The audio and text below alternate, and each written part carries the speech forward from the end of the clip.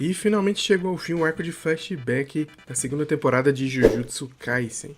E nesse vídeo eu vou estar fazendo um resumo rápido, espero eu, de tudo o que aconteceu nesse arco. Foram exatamente 5 episódios para adaptar esse material do mangá no anime. No final do 5º episódio a gente vê que o Gojo estava sonhando com tudo o que acontece nesse arco de flashback, relembrando tudo o que ele passou enquanto tira um cochilo sentado numa cadeira. O primeiro episódio começa mostrando o Geto, onde ele está contando qual é mais ou menos a sensação de quando ele usa seu poder. Primeiro ele exorciza a maldição, depois ele absorve, podendo usar ela depois. Essa cena do primeiro episódio provavelmente acontece logo depois dos acontecimentos do último episódio. Quem já assistiu a primeira temporada do anime sabe que o Geto se tornou um vilão. Nesse arco de flashback vai mostrar exatamente o que aconteceu para ele se tornar um vilão. Pulando isso, a gente vai pro núcleo de duas personagens que já apareceram na primeira temporada, que é a Mei e a Utahime. Elas foram mandadas em uma missão para ir aparentemente exorcizar algum espírito que tá amaldiçoando uma casa abandonada. Chegando lá, elas descobrem que esse espírito meio que criou um looping temporal dentro daquela casa. Ou seja, não tem como sair. Não importa o quanto você caminhe para frente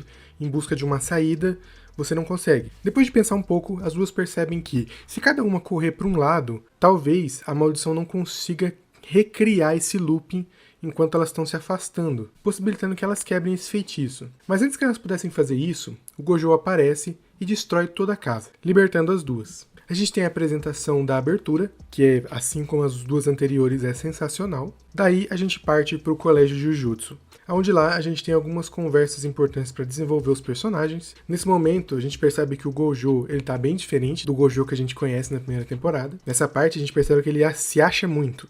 Ele já se achava bastante na primeira temporada, mas nesse arco de flashback a gente percebe que ele melhorou muito esse aspecto da personalidade dele. Bom, o diretor da escola chama o Geto e o Gojo para uma reunião, onde ele passa uma missão muito importante para eles, que é de proteger a hospedeira de plasma estelar. O diretor explica que o Mestre Tengen, que é um feiticeiro muito poderoso, ele é responsável por manter o equilíbrio ali do Jujutsu. As barreiras que tem na escola são mantidas por ele foi o criador de várias habilidades que o pessoal usa. Só que tem um porém, esse cara ele é tão poderoso que ele meio que está evoluindo a um patamar já não humano. E o que acontece? E se ele acabar evoluindo para uma criatura que não ligue mais para os humanos e deixe de manter a ordem ali no mundo Jujutsu? Vai que ele se torna uma criatura que quer exterminar os humanos. Ou seja, basicamente perder todos os ideais que ele construiu durante a sua vida. Com medo de que isso aconteça, existem os hospedeiros de plasma estelar, que basicamente é um corpo que o Mestre Tengen vai absorver para conseguir manter o seu estado atual. E o diretor basicamente manda o Gojo e o Satoru protegerem esse novo hospedeiro.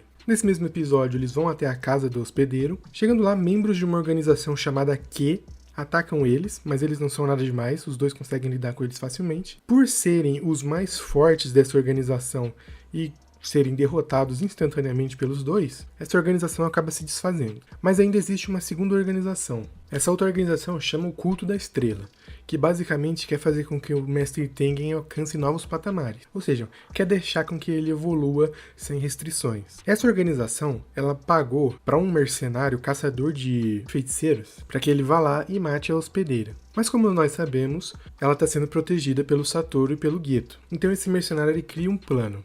Ele anuncia pela internet que quem conseguir matar o hospedeiro vai ganhar um prêmio.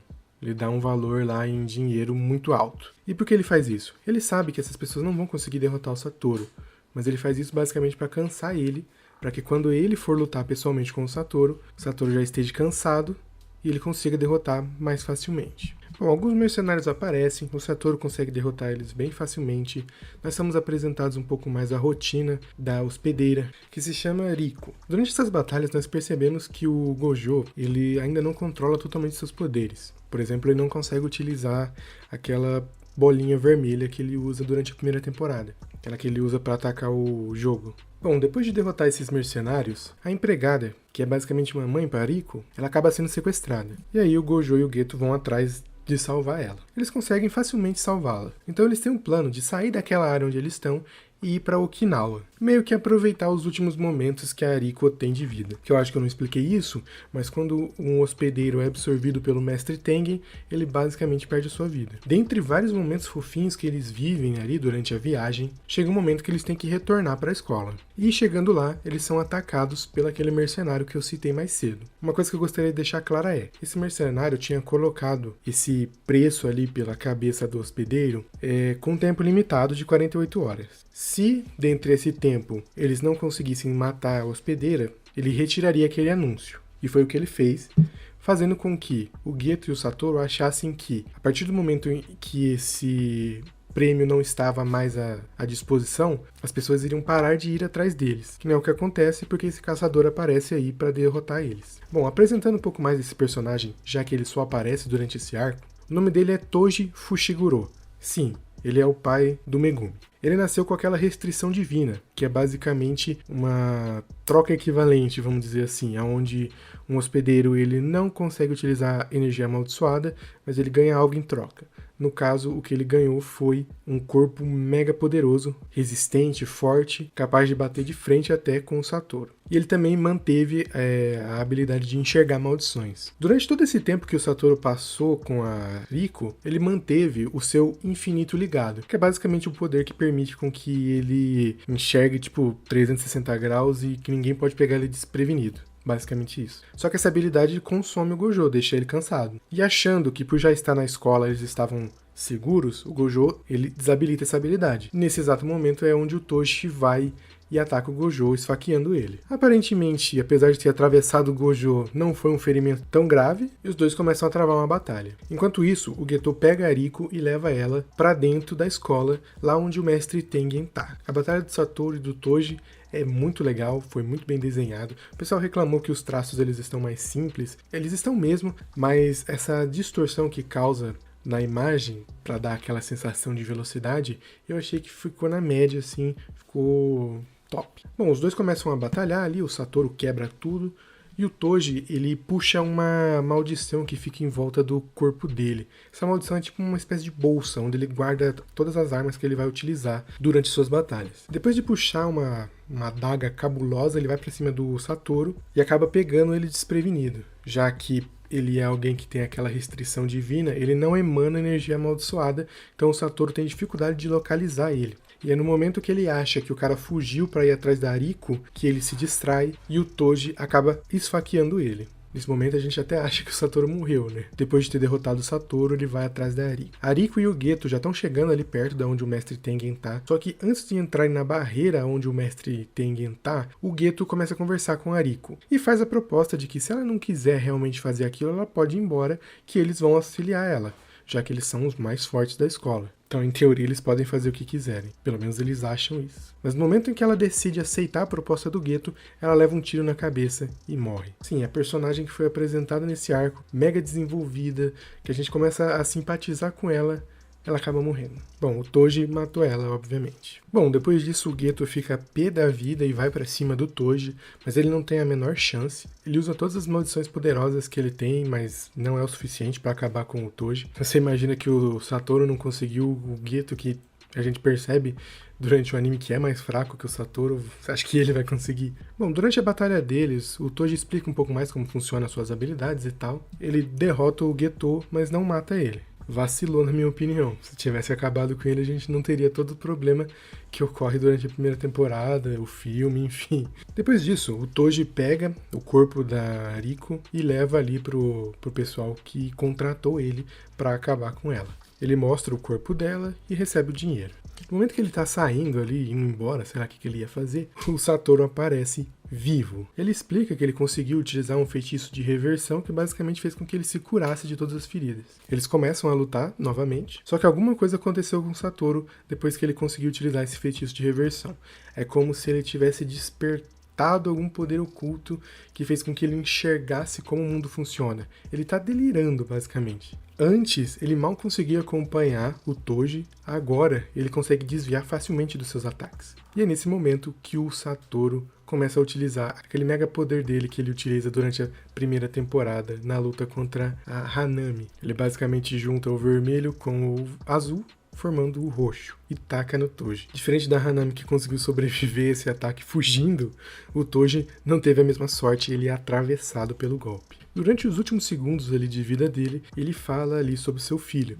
Ele fala que o Megumi foi vendido para a família Zenin e daqui a 2 ou 3 anos o pessoal vai buscar ele. E bom, pelo que a gente viu na primeira temporada e no filme, o clã Zenin não é tão gente boa assim quanto parece, né? Depois de dar essa informação, ele simplesmente morre. Ao final desse penúltimo episódio, a gente vê o Satoru com o corpo da Arika. Eu acho que ele foi recuperar o corpo dela para dar um enterro digno, pelo menos. E o Geto chegando ali no local, já escurecendo. Ele demorou pra caramba pra chegar ali. O Satoru, meio que naquela loucura, meio fora de si, ele propõe pro Geto para eles acabarem com aquele pessoal lá do culto da estrela. Mas o Geto fala que isso iria contra os ideais dele de não matar os inocentes. Mas é a partir desse momento que a gente percebe a separação entre os amigos. Um detalhe interessante que mostra no final do episódio, que é aquela maldição que era uma espécie de bolsa que andava com o Toji, ele vai atrás do Geto. Que em um determinado momento na luta entre eles, o Geto tenta arrancar aquela maldição do Toji, mas não consegue. Nesse momento que o Toji morreu, ela aparece pra ele, né? Aparentemente ele acaba pegando ela. Não sei se isso vai ser importante no futuro.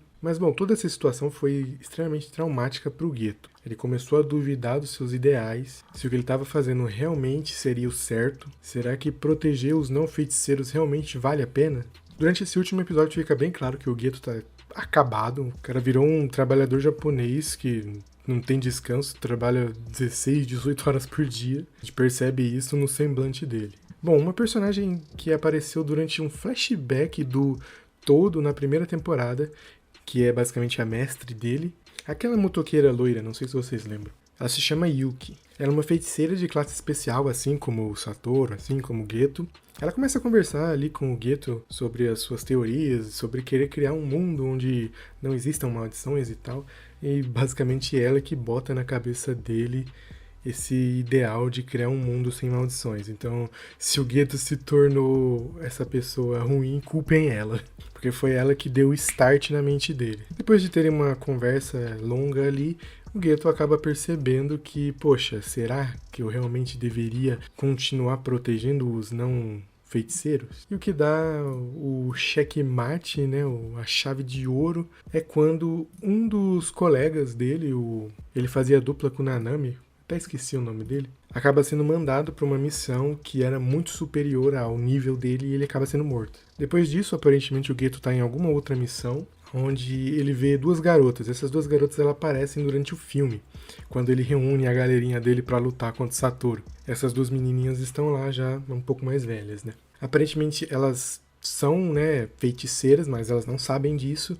Consequentemente, elas acabam atraindo maldições com maior frequência para perto delas, né? E isso meio que estava causando um problema ali entre a família delas. E o Geto aparentemente foi mandado pra lá pra ver o que ele podia fazer, né? E é nesse momento que ele percebe, cara, não vale a pena, cansei. E ele mata todo mundo que tá na vila. Acaba com todo mundo. Uma vila inteira ele destrói. Depois disso, basicamente, ele é condenado à morte, né? Por ele ter atacado inocentes. Então, basicamente, a cabeça dele tá a prêmio. A gente corta pra escola, onde o diretor conta essa notícia pro Satoru. O Satoru simplesmente não acredita naquilo. Como que o Geto foi capaz de fazer isso. Um tempo depois, ele vai se encontrar com a sua parceira, né, porque eles eram um trio, né, era o Satoru, o Geto e a Shoko, que é aquela médica que vai fazer a autópsia do Itadori, lembra? Na primeira temporada, só que ele não estava morto, né? Ela liga pro Satoru e fala que o Geto tá ali com ela.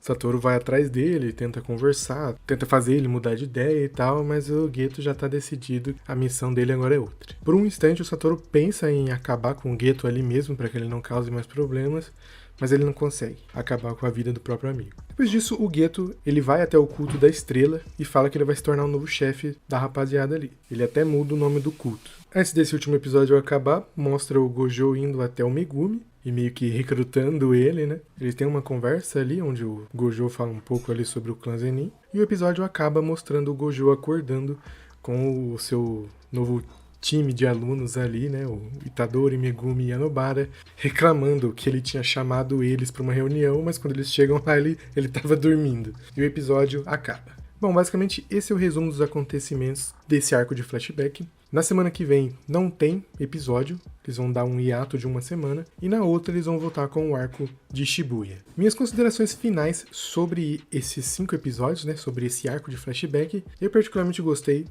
de saber como que o Geto se tornou aquela pessoa. A única coisa agora que me interessa saber é, durante os acontecimentos do filme, o Geto ele é morto, basicamente tá ali quase sem vida, quando ele encontra o Satoru, e dá a entender que o Satoru acaba com a vida dele ali. Mas ele aparece durante a primeira temporada, que se passa depois do filme. Então, como que ele tá vivo? Eu gostei muito da relação que eles tinham. Era basicamente uma relação de irmão, que infelizmente acabou tendo, né, esse final trágico. Gostaria que tivessem mostrado um pouco mais da rotina deles como um time, né? Principalmente a Shoko, ela não tem relevância nenhuma, basicamente, durante esse flashback. Talvez tenha aí nos próximos arcos. Mas enfim, no geral foi muito bom. Bom, esse foi o vídeo de hoje. Espero que vocês tenham gostado. Comentem aí se vocês gostaram desse arco de flashback e o que vocês acharam. Comentem aí se vocês querem que eu faça um resumo da primeira temporada ou do filme. Ou faça o resumo depois que acabar de lançar os episódios do arco de Shibuya. Ou se querem que eu faça resumo de algum outro anime. Comente aí, beleza? Até a próxima. Tchau!